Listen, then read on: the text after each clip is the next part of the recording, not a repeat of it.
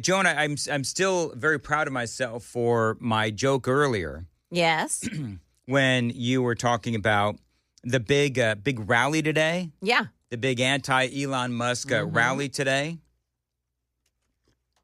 Go ahead, Dan. Deliver it. Give it your best shot. So Joan had a tease. Leftist lunatics are going to be down at the Capitol. That's not what I said. Later on today to protest. We'll tell you why. And I said boring. It's a double entendre. It's boring because what is it, Thursday? Here they are protesting something else again, but it's also the Boring Company that they're going to be protesting. I hope everyone is at home clapping their hands and enjoying the entertainment fused with just amazing content. That's exactly right, Joan. Yes, It is. Whew. Amazing. Sure, you need that Michelle Obama sound. By the way, did you hear that what the latest outrage is on the left on Elon Musk? Oh, what is it now? That he is going to get a parking lot rent-free from the state. Well, he's not, because they're going to lease it to him, which would mean that there's a price involved. Here's what they say. Okay. Governor Bill Lee proposed giving Elon Musk's The Boring Company a rent-free lease on a state-owned parking lot about the size of a football field at 637 Rosa L. Parks Boulevard to kickstart the project. Now, they say that it would be used to launch the tunnel boring machine and manage construction activities. And so here's the verbiage.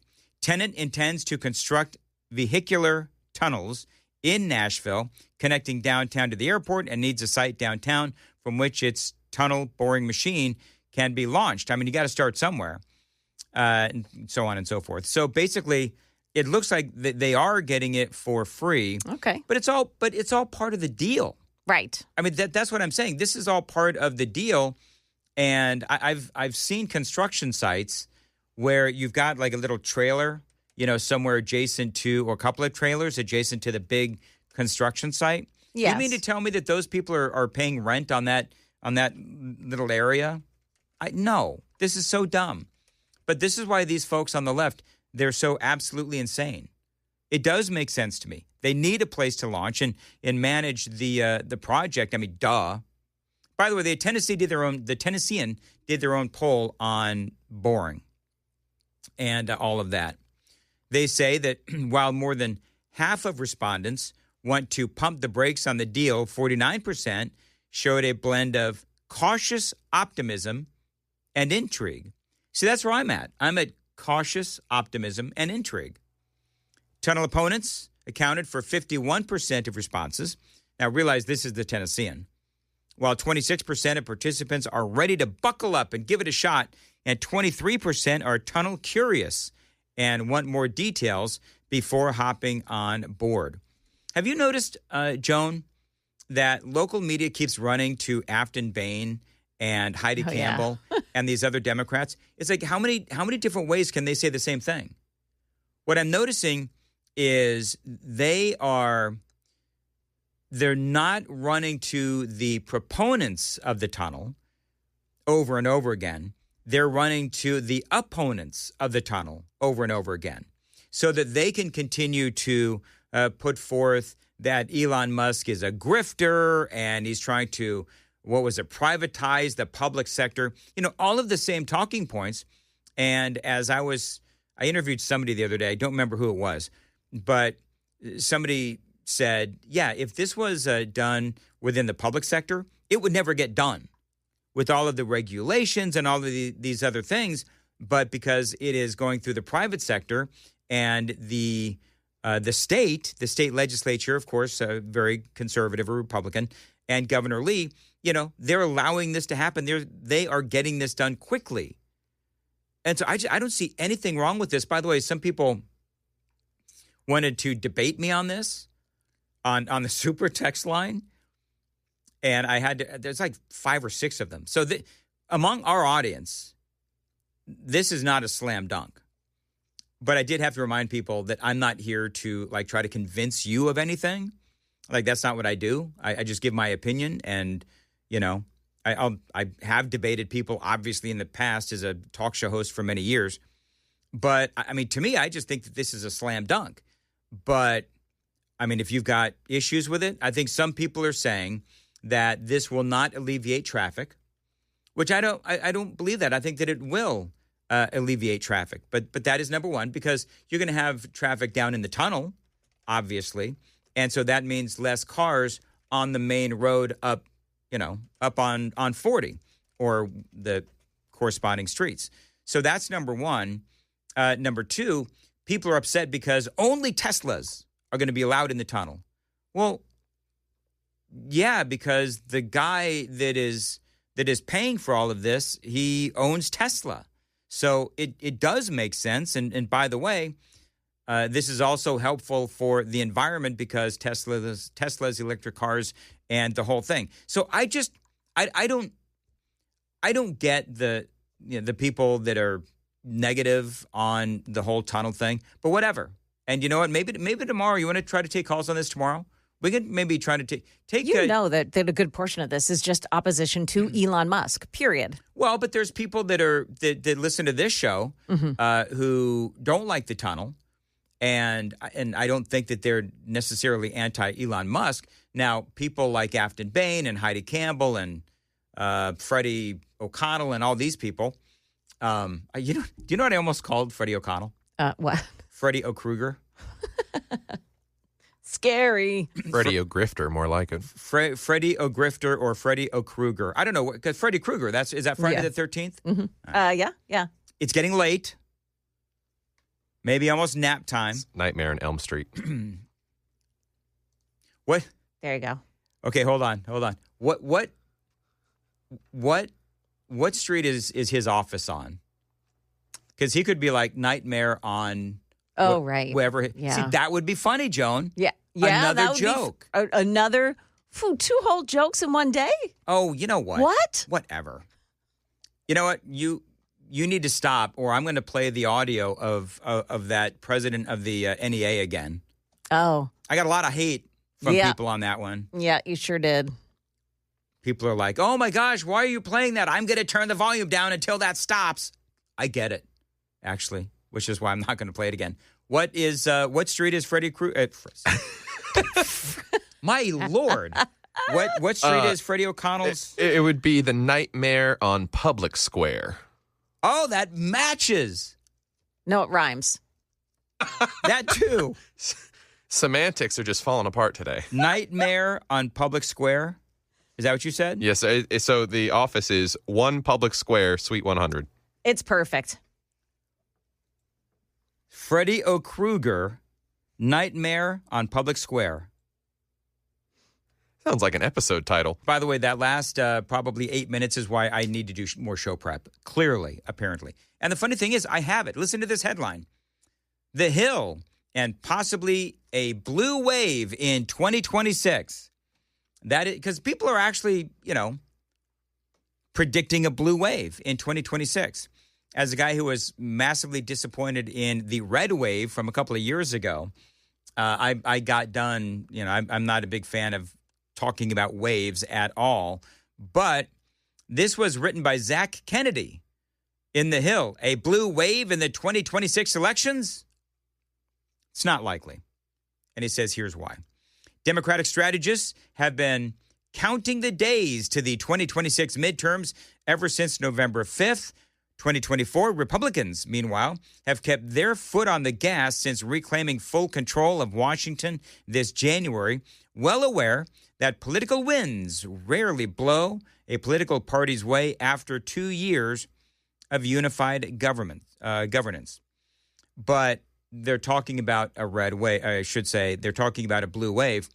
Democrats are bound to be disappointed at the 2026 midterm results, finding that the wave elections of old resemble little more than faint white caps off of a quiet inlet.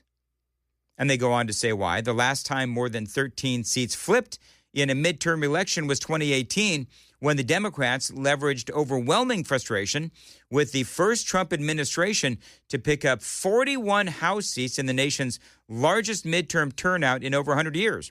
Republicans then clawed back 12 seats in 2020. And they go on with some other stuff. Did you hear what's going on in Texas? Now, I spoke about the redistricting in Texas, right? The gerrymandering in Texas.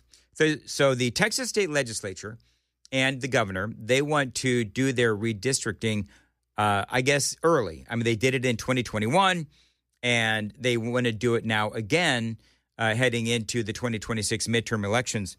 And right on cue, have you heard what the Democrats want to do now in Texas? What is that? They want to flee again. Do you remember that? Running out of the building. They went, they ran out of the state. Yeah. Do you remember when they did this before? Yes. They were talking about way back when some sort of voter ID law or something in the state of Texas, and the Democrats fled. They left the state so that the state of Texas couldn't have a quorum, right? They couldn't have enough people in the state legislature to vote for this particular legislation. And so it turned into this whole dramatic thing. And before you know it, you've got all of these Democrats. I almost used the DS word, dipsh, but I'm not going to.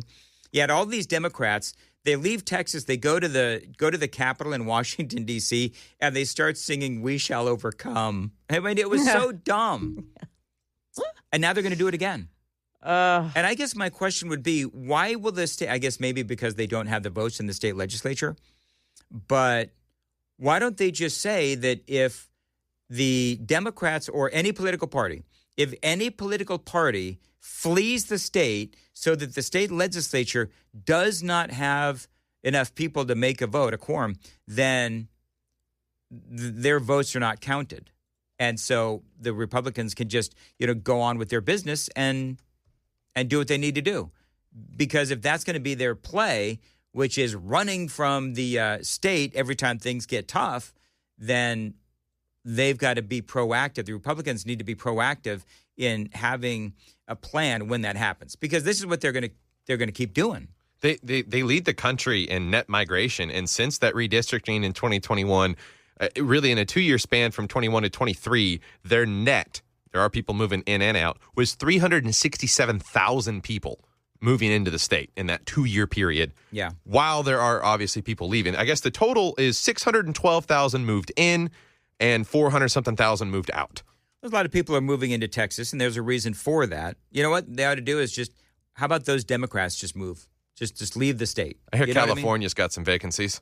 California does have some vacancies. Listen, if you want to go live with terrible traffic, terrible crime, terrible schools, terrible governance, and illegal immigration, Democrats, California is the way to go. You'll be like pigs in slop if that's what you, and that is obviously what the Democrats ultimately value. And if that is what they value, and that clearly is, then yeah, they can go to California and knock themselves out. So anyway, the Hill and other outlets now talking about the supposed blue wave in 2026. They're saying it is not going to happen. And by the way, Texas, if they can ever get everybody in the same room for a vote, ultimately, if they do end up gerrymandering, 6 years early, they will pick up 5 House seats, conservative House seats. And my opinion is there's nothing wrong with that. Although the Republicans, they are setting a precedent. Apparently this actually has been done before. And so we'll just continue to watch that story. By the way, this story, this is from, it looks like the Miami Herald. A poll is revealing Kamala Harris's support for a presidential run. Yep. We'll talk about that and a whole lot more straight ahead. Okay. I think these polls are push polls designed to get people excited about a Kamala Harris run. That's the only thing that I can think of, because I don't believe that, like with Donald Trump right now, is there anything that he has done where people have said, gosh darn, I just regret voting for Donald Trump? Has there been anybody that has actually said that? I mean, maybe there has not that been. We've heard, but they may be out there. They may be out there. Sure. I mean, listen, I'm very conservative, so maybe there's some people out there that have their own version of, Trump regret syndrome, TRS. But, I mean, I haven't seen any. This sounds like more like Jones. I'm a wanderer. The Wanderer. Yeah, a wanderer. He roams around. Have you been roaming in the halls again? No, why? No? Just asking. By the way, one of the super texters actually said, Dan is seriously off his mojo today. Now, that assumes that I actually have mojo. Ah, I see. And let's just be honest. I mean, this is me we're talking about. Mm-hmm. So I don't know if I'm off my mojo or not. I don't feel like I'm off my... Joan, am I off my mojo? No. I did shank the whole thing with the sounder and all that. But, I was telling Sam off the air that I've been doing this for so long that sometimes I do go on autopilot with, where I'm throwing traffic or teas or whatever it is. So I do apologize for that if that makes you think that I'm off my mojo. He specifically said he wanders, which is why the Wanderer was fitting. Do you know what I think that guy actually has actually given me a compliment? He's trying to insult me by saying that I'm off my mojo. He's actually paying me a compliment because he's actually saying that, most days I do have mojo. So thank you for the compliment. There you go. See how I just like a good talk show host. On him. Just turned it right around on him. Yeah. See what I did there? Hey, look at 3017. I'm getting so many. 3017? 3017. About 10 down. See, I want to do it, but they ask for you to do something here. Oh, there it is. Yeah. Let's see here. Okay, I'll do that. Yeah. Let's see. This is 3017. Dear Dan, would you wish my husband and us a happy 43rd anniversary? Aw, that's nice. Wow. We are loyal WTN listeners since moving to TN 4 years ago. Great show. This is kind of funny. Rush was my boyfriend. You're my little brother. Thanks, Mark and Kathy. Dan Mandis here along with Chris Hand. What's up? And Sam is here. Good morning, Sam. And Sam Rutherford, if you want me to say your last name. And Joan Jones is here. Hello, Joan. Hi there. Again, I get last billing, but it's okay. So we saved the best for last. That's exactly right, Joan. Okay, good job. Yeah. So did you hear the guy paid me a huge compliment today, Chris? No, what'd he say? He said, I'm off my mojo, which tells me that I've got mojo some days. I thought you sounded great. I was listening on the way in, and I don't think the show's ever sounded better. I forgot that I had somewhere to go when I was listening to that break of yours where you're talking about the caller that I had in my show. Sure. I was like, man, Dan, he's right about this. Best segment I've had in years, Joan, was when I was praising Chris Hand. It was unbelievable. So anyway, I do. Oh, somebody asked, you know what somebody asked? I should have mentioned this. Somebody on the super text line asked that, when does our podcast drop? Oh, let's go. So we are dropping it like it's hot, I believe, Saturday morning at 6 a.m. So, yeah. Nice. With your boring joke today, that was par for the course. Nice. Did you hear my boring joke? I did. I actually thought it was pretty good. Thank you. I don't think Joan gave you enough credit. You know what? Joan is paid to be a detractor. I've already decided that. Hey, Chris, you settle down over there. I slash your tires. She's still mad because we went through the whole TV gate yesterday. Oh, did you? And I don't buy the doorstop defense. No? No. You think she threw something at me? You think she threw something at me and broke the door? No, I just don't understand how she could be trying to wedge a doorstop in by pushing the door backwards. You would pull the door towards you if you were wedging that doorstop in. Yeah, but in order to get the doorstop into the spot, you have to push the door back, put the doorstop in, and then pull the door toward you. Right? Just say right. It's okay. Do you know what I think? I think what we're finding is that Joan's got anger issues. Joan gets defensive. She look what she was like taking it out on the door, and then she took it out on the TV. Yeah, it's gotten bigger. YouTube chats pointed it out too. The liquid diodes are leaking, or someone else bumped it again because the damage has grown. Sam's too smart for this show. Liquid diodes. I was going to say he's throwing me off. That's what LEDs are composed of. Besides. At least I didn't go around smashing coffee pots, right? That's true. All That's true. You didn't affect the entire Cumulus Nashville, just Super Talk. Do you know when you told me that people were talking about me in the hallway for smashing accidentally? smashing the coffee pot. They were very upset. Just for the record, again, not to belabor the point, but I didn't smash it. There was a hole in the coffee pot and it exploded. How did the hole get there, Dan? You know what I think? I don't know. I think you sound a lot like Joan trying to explain the door and the TV. Let's move right along. Hey, did you see the WNBA game last night? Everybody says no. Of course. I know you didn't. No. But something exciting happened during a WNBA game. What happened? You're not talking about the thing on the court. Hold on, John. Don't wait for it, John. Don't ruin the bit like you ruined the TV. Oh, man. That was good. So finally, that was better than my boring joke. After years of wanting the WNBA to be exciting, something exciting happens, and the announcers at the game very upset. Hayes gets blocked by Maya Caldwell. Something flies on the court, actually, from the crowd.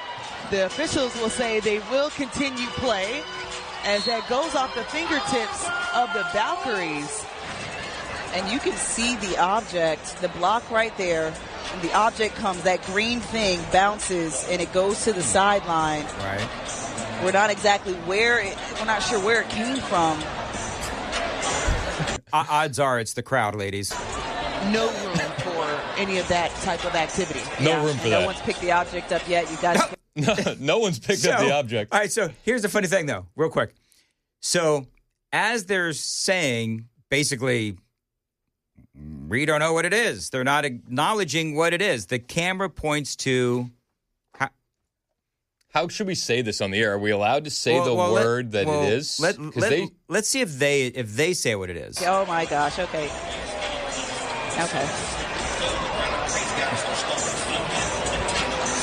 Inappropriate. Get him out of here, whoever it is. All right, there you go. So I love the shock and awe. The shock and awe. Like they've never seen any of this before. So I don't know. Are we allowed to say? I don't know. If Sam is saying no. Google out. says to be on the safe side. I would say Jones out. Silicone phallus. What would you say, Chris? I would say a personal pleasure device that resembles male genitalia. It rhymes with Bilbo. Oh, I'm out. That's the second Lord of the Rings reference on the show today. Have you noticed that? So somebody throws this thing on the court at the basketball game. Also, it's important to point out it is lime green. It is lime green. It is huge. It's the Hulk edition of the male pleasure devices. They say it's the incredible package is what they're calling it. Is it missing from the Oregon State Penitentiary Registry? Maybe. So anyway, yes, and I love how the ladies are just so horrified. The announcers Like they don't have some. And yeah, I mean, what would you say? 3/4 of the league lesbians? Oh, I have no idea. Are they? I would imagine so. I think that's on the low side. You think that's on the low side? So Yeah. the feign, the shock. The shock. We've never seen anything like this. What is it? If you type in percentage of WNBA, the first fill for Google is percentage of WNBA players that are lesbian. Yeah. The All right. first thing. What's the official Google say? stat according to Google? Not that there's anything wrong with that, but what's the 38% of WNBA players are publicly out as LGBTQ+, according to a YouTube video from July of this month. Wow. Year. No kidding. July is this month. 38%. sounds low? That sounds very low. Yeah. Okay, so I would want to make sure I wasn't getting over my skis on this, but that does sound low. Yeah, it sounds very low. Yeah. Yeah. Okay. The only thing lower is how many dunks you see in a game. 0. I have never seen a WNBA game. No. Have you? No, but they're really pushing it hard. Did you see the new Gatorade ad campaign? No. The Gatorade ad campaign for the WNBA may be one of the greatest ad campaigns ever, and it's really being overshadowed by the Sydney Sweeney controversy. To be perfectly honest with you, I'm surprised that the Libs didn't clam onto this one and get outraged, because the new Gatorade ad campaign, it's called "Let Her Cook." Let her cook. What? Let her cook. Okay. Which is, it's a reference. I mean, it's a basketball reference. You're playing good. You're heating up. You're cooking on the court. But It's a double entendre. when you're dealing with a bunch of broads And bunch of broads. And the get back in the kitchen thing has been there for a few years. I don't know if let them cook is the way you want to go. You know what I mean? The get them back to the kitchen thing. Who is that woman? I have no idea. All right. It's definitely. I'll tell you who it's not. Caitlin Clark, because they wouldn't feature her if their life depended on it. No, and well, I'll tell you who else it's not. It's not Sydney Sweeney. No. And by the way, those American Eagle ads, they are just kicking butt. Okay. Did you see how I'm channeling my inner Sydney Sweeney today? Oh, that'll get a few likes and subscribes on the YouTube channel. People were calling for it in the YouTube chat, Chris. They said Joan for the next American Eagle model. I'm sorry, Joan. I'm wearing a jean jacket. What are you wearing? Oh, okay. Sorry. Did you see that people are jumping on the bandwagon though for the Sydney Sweeney thing? No. All right, so pop into your DMs. I just slid into your DMs, Dan. Okay. Because Dunkin' Donuts, I don't know how they put this thing together so quickly. Is this already to play? Yeah, they created their own genetics commercial in the aftermath of the Sydney Sweeney campaign, which is honestly brilliant on so many levels. And people are very upset about Dunkin' Donuts now. This is their new commercial. All right, here it is, and go. Look, I didn't ask to be the king of summer. It just kind of happened. This tan? Genetics. I just got my color analysis back. Guess what? Golden summer. Literally. I can't help it. Every time I drink a Dunkin' Golden Hour refresher, it's like the sun just finds me. So if sipping these refreshers makes me the king of summer, guilty as charged.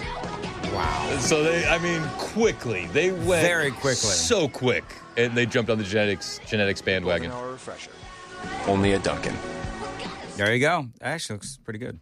You like that Dunkin' refresher? Mm-hmm. Are you gonna switch from Starbucks because Dunkin' is now based?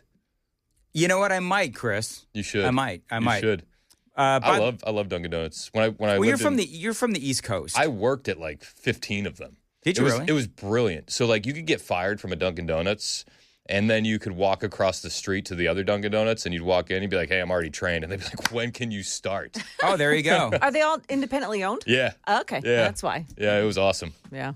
All right. It is 8:49. Nashville's Morning News on Super Talk 99.7. So yes, the podcast it does drop Saturday mornings 6 a.m. That me or you? That was me. My fault. Saturday morning 6 a.m. And we're going to tape it actually today. Yeah. So what are we going to do today? I think we're talking about, I went on and on about that phone call with Jay. Yeah. Let's break it down. We may break that down as an example of, are you sure that he wasn't like a seminar caller? I don't know. Some dude that was. He sounded local. He sounded like a good old boy. And a lot of people on the text line were like, shut that liberal up. And I'm like, I don't think he's liberal. Yeah. I think what you're seeing is black-pilled conservatism. And I think that's a topic of discussion that needs to happen. So we'll do that. We'll also, what do you think we talk about Cory Booker, Spartacus? Do you think we're going to do a little Spartacus. Probably we will talk a little bit about the update on Sydney Sweeney and probably some other things as well. Perfect. I do have a prayer request for the audience. Okay. Just real quick. Yeah. My wife has 4 kids, and she's driving from Nashville to Charlottesville, Virginia today, solo. So if the if the audience could pray for peace and calm, that would be fantastic. Also, if you got any good stops from Nashville to Virginia, let us know on the text line. Buc-ee's. Pal's Sudden Service. Oh, Pal's is so good. Low key. Pal's is awesome. I would not recommend Buc-ee's with 4 kids. Yeah, that you might lose them. They get lost really easily, especially if they get excitable. Yeah. If they're excited, that they're in Buc-ee's. Yeah, but they could get pictures with the beaver. We do have a few beaver pictures. A few beaver pics. I have some beaver pics too. Do you? Yeah. We went to the We've Buc-ee's. We've gone down that lane again, Dan. Right down that lane. No, in front of Buc-ee's, they've got a beaver. That is a beaver, right? Yeah, It's okay, it's a good. beaver. It's a beaver. So, yeah, I've been to like a number of different Buc-ee's. I'm excited about Buc-ee's. I just recently discovered Buc-ee's in the last couple of years. And so I like to take pictures with the beavers. Yeah, so this is the kids are excited, though. This is their first homeschool trip. They're going to go to D.C. for a couple days. Oh, nice. And then, Tim Burchett, everybody's heard of him. Sure. So I don't do this often, but I was like, hey, Tim, you got any pull? And so he got them a state capitol guided tour. That's Nice. fantastic. So the state capitol in Annapolis? Yes. Nice. So they're very excited. And then he got kicked by a horse. Yeah, did you hear that? Yeah. Broken rib. You know, I told him, though, I was texting back and forth with him. I said, well, now you've got, like, street cred. Yep. Because I don't ever see Cory Booker getting kicked by a horse. Yeah. You know, Tim Burchett It's true. has street cred because he got kicked by a horse. Did you reach out to him, see how he's doing? Yeah, he's fine. Yeah, I mean, texted him too. Yeah, He's doing good. Yeah. He's doing good. Well, Murphy Show had him on the air yesterday, and they had a long discussion about how exactly it happened, and so it was a great conversation. I was talking to the kids, and I said, you know, Congressman Burchett got us this tour. You guys should write him a thank you note. And my oldest son goes, "Is that the Dadgummit guy?" And I went, Dadgummit guy. I went, yes, Congressman Dadgummit got you that tour. Yeah, last a couple times I have forgotten because I have the attention span of a gnat, so I keep forgetting to do the Dadgummit scale. Oh yeah, the Dadgummit with Tim counter. Burchett. Yeah, that was. Oh, I got to. 8:52. I'm getting the Windmill of Doom. the windmill of doom. We got to wrap this up. All right, real quickly because I teased this about 90 minutes ago. Okay. Kamala Harris apparently she is no longer going to. She's not going to run for governor of California. Are you as heartbroken about this as I am? So basically, Joan and I were talking about it, is that most people are saying this does clear the way for her to run for president again. She might want to take a look at this poll before she makes any decisions.